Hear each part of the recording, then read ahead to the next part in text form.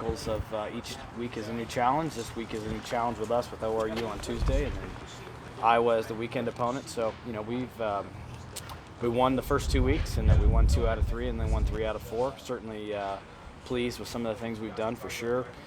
Encouraged about some areas that I know we can get better at, which is important to identify so you can work on it. And that's what we'll do today with the kids, and then get ready to compete again tomorrow. So I'm encouraged by some things, and like any coach, I'm also intrigued by the challenges that the game presents and how to better go about teaching it so we can master it. After the guys lost the last 4 to ORU, do you think they're kind of coming into this game with a chip on their shoulder? We should need that to have the right mindset coming in, but in the grand scheme of athletics, sometimes that stuff is talked about or spoken on. I don't think their team or our team are really the same two teams that have gone head-to-head in those last 4 games. There's a lot of new players on both teams, but it's still 2 good programs competing at a high level. It's good college baseball. It's good coaches, and it's what you want. It's going to be a game that'll challenge us, it'll challenge them. So I don't put a whole lot of stock into the past. I think it's more about the now and how well we prepare to go out and compete tomorrow. So, some people maybe play more into that. I don't really, because my experience as a coach and as a player would tell you that today's a new day, and this is a new team, and it's a new year. The familiarity with that team, that coaching staff, just how does that play into this matchup? Familiarity with their coaching staff? Well, a lot of friendships, first and foremost, which I think is one of the real treasures in coaching is being able to be friends with people and respect and admire other people in your profession that you like. Ryan Fulmer was a teammate of mine who I had great respect for when we played together here at Oklahoma State. I looked up to him and respected him as a player. He was a great teammate, a hard worker, and I'm really happy that he's gone on and become such a successful coach. And then I think the rest of that coaching staff with their relationships with Coach Walton just kind of speaks on the human side of coaching and time we spend in this profession. And so that's a pretty cool thing. I think there's nothing but good that would come of that. When it comes onto the field, they're a well-coached team. And some of the players have relationships. It's what college athletics is about. How nice has it been for scheduling purposes and just improving your team to have such a tough opponent, just an hour away and able to play them multiple times a year? It's outstanding. I think it's part of building a quality schedule every year is playing teams that are going to go out and win the vast majority of their games and compete for conference championships, which Oral Roberts has proven they do that year in, year out. So it's all part of the geography, our location, and like I said, I've never understood why teams would shy away from the great challenges that might be within driving distance of their campuses. I think that's kind of foolish. So I think we're playing Oral Roberts 3 times this year, if I'm not mistaken, and we've played them twice every year since I've been back. So it's just good for college baseball, and they prepare us well, and I like to think we do the same for them. Coach, got here. Go ahead. Coach, how much did your added pitching depth help this year for those midweek games? Yeah, it's a great point. We have more, I think, proven, healthy, experienced kids to go at each game with this year than we have maybe in the last 2 years. We've spoken at it. It's kind of an old topic, but we're healthier. Well, that's good. But we've also got some newcomers that have added a great amount of depth to our team, and even still more guys that have yet to get to the mound that we think a lot of. So your goal is to always build a team with some depth so you can overcome the unpredictable and unknown things that occur during the course of a season. And I like the players that we have, and having depth is an important part of a successful season. So I'd like to think that we'll have a good pitch plan each time we head out there. We have no better pitching coach in the country than Coach Walton. I believe that with every ounce of my soul. So we're excited about our pitchers. With so many arms, you've got a lot of pressure on Bryce to have to learn all those guys. How valuable has he been to this point? I think Bryce has caught a couple of games. I think Colin's caught, 4? Is that right? 4. Bryce has caught 3. So good relationship between those two guys of talking about each pitcher and how those guys operate. We've tried to get it to where Bryce and Colin have caught all our pitchers, so that whatever lineup we need to use, there's a comfort level for them with the pitchers and vice versa. So catcher's a tough position. There's a lot that goes into it. It's not only physically demanding, but it's mentally demanding as well. And Bryce is doing a nice job. Colin's done a nice job. And we'll need both those guys to stay healthy and keep them fresh. That's, I think, part of those two guys making each other stronger. How has Bryce been valuable when you're talking the new ballpark? Oh, the new ballpark with Bryce? Well, he's an architectural engineer from what I understand, right? He's a smart kid. He has great interest in ballpark design. I know he went to Stanford to study that in particular and got his degree in that. And he can read a blueprint better than I can. He can explain some things that I can't quite understand, and that's pretty cool for him. He's got great personal goals in his life to be an elite ballpark designer someday and build somebody else's dream house. So pretty cool. And I've always been fascinated by players that are smart and fascinated by where they want to go with their lives. So kind of hearing him talk that passionately about what he wants to do after baseball is really what college kids and college experience is all about. He's mentioned how he wants to focus on player amenities for a stadium instead of just the fan perspective. What have those conversations been like about some of the player amenities in the new stadium? Well, the stadium was designed quite a while ago.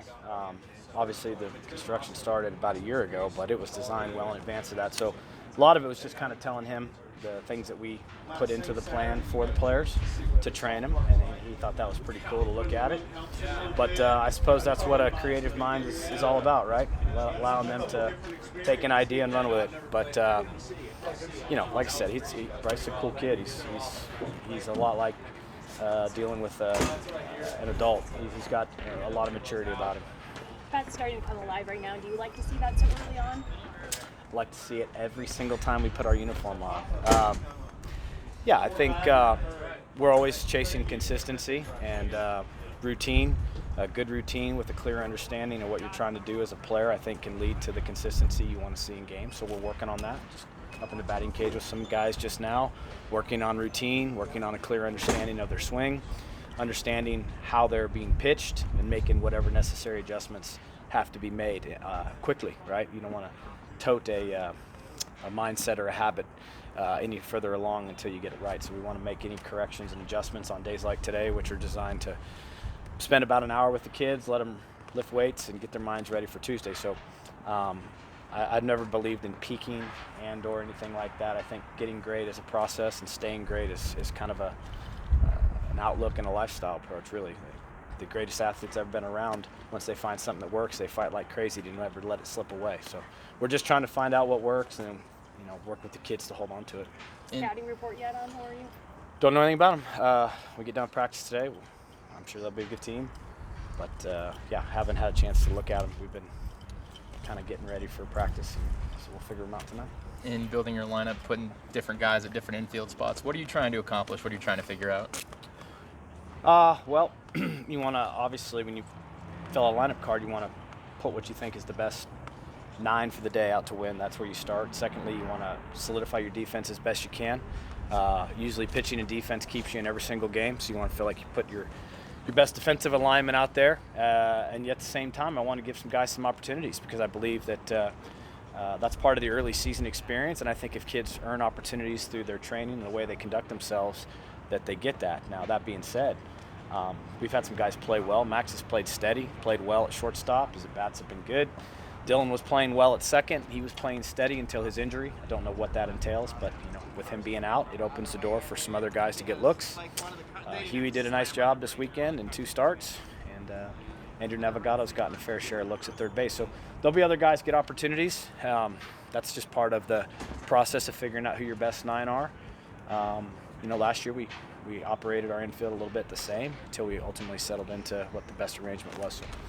So hope somebody today has an unbelievable practice and continues to make great strides. We're by no means a fixed lineup, so to speak, right? You've seen great players emerge over the course of a season by focusing on getting better every single day.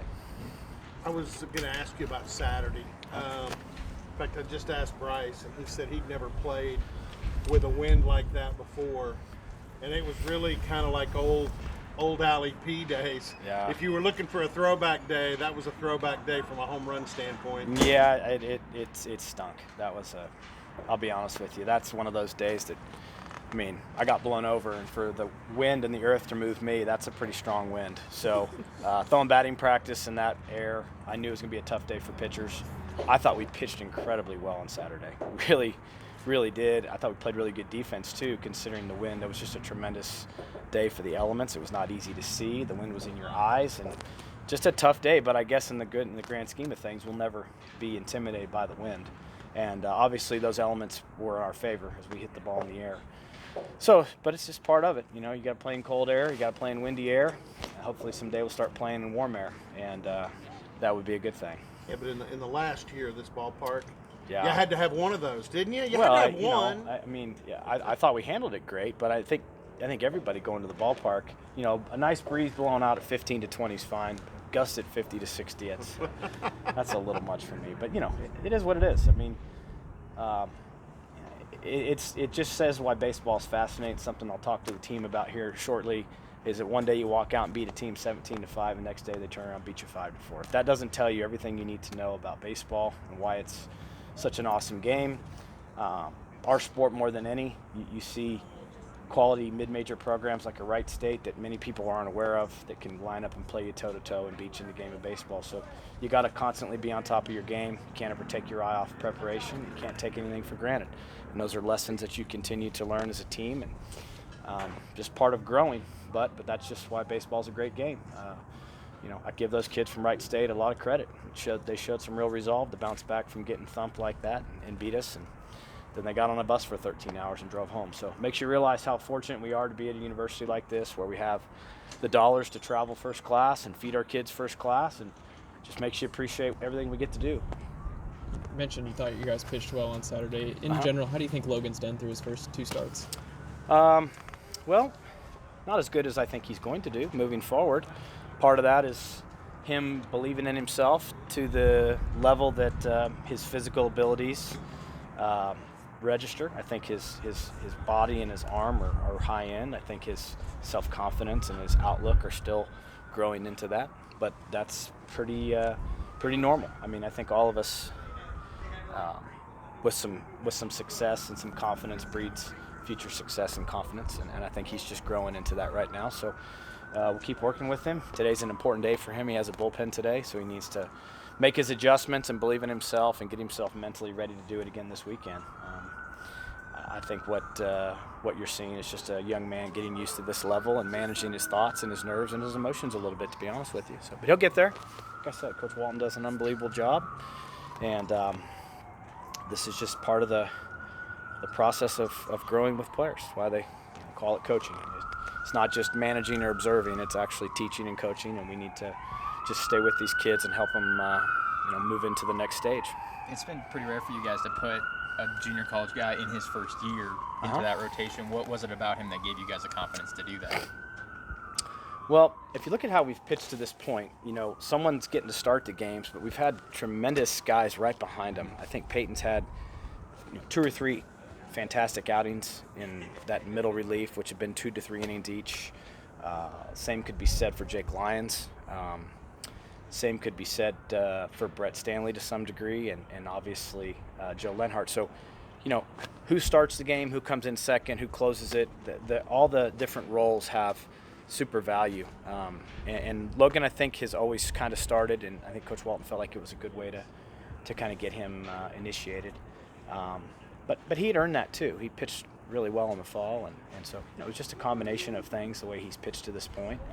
And his stuff, he has really good pitches, and I think he's a very good competitor. He's just continuing to get comfortable. But the jams that Peyton Batfield has pitched out of in a short look, the way Jake Lyons has pitched out of jams, I mean, to have really good relief pitchers to go along with solid starters, it gives us a chance every time we go out there.